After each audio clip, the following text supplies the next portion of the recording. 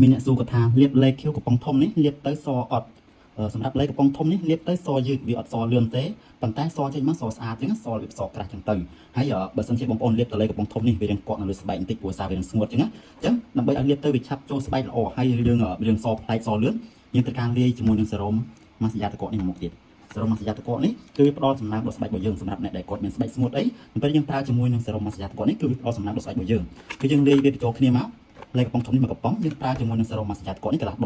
បាទយើងលាយបញ្ចូលគ្នាមកហើយពីមុខនេះបញ្ចូលគ្នាគឺវាសគុណនឹង3ដងណាហើយសម្រាប់ cream booster នេះអានេះជាប្រភេទ melee អញ្ចឹងអានេះសខ្លាំងមែនទែនអានេះចំណុះវាតែ100ក្រាមទេណាអាធំនេះ500ក្រាមអាតូចនេះ100ក្រាមប៉ុន្តែអាតូចនេះសគុណនឹង10ដងអញ្ចឹងនៅពេលដែលបងប្អូនប្រើពីរមុខនេះបញ្ចូលគ្នាវាសគុណនឹង3ដងទេអញ្ចឹងនៅពេលដែលយើងលាយបញ្ចូល cream booster នេះទៀតគឺសរហូតដល់10ដងអញ្ចឹងអ្នកដែលគាត់ចង់បានស្បែកសលឿនគឺគាត់ត្រូវការលាយជាមួយ cream booster នេះមកកំប៉ុងចូលគ្នាទៀតបាទហើយមួយវិញទៀតសម្រាប់អ្នកដែលអត់ធ្លាប់ប្រើលេឬក៏អ្នកដែលគាត់មានស្បែកខ្មៅខ្លាំង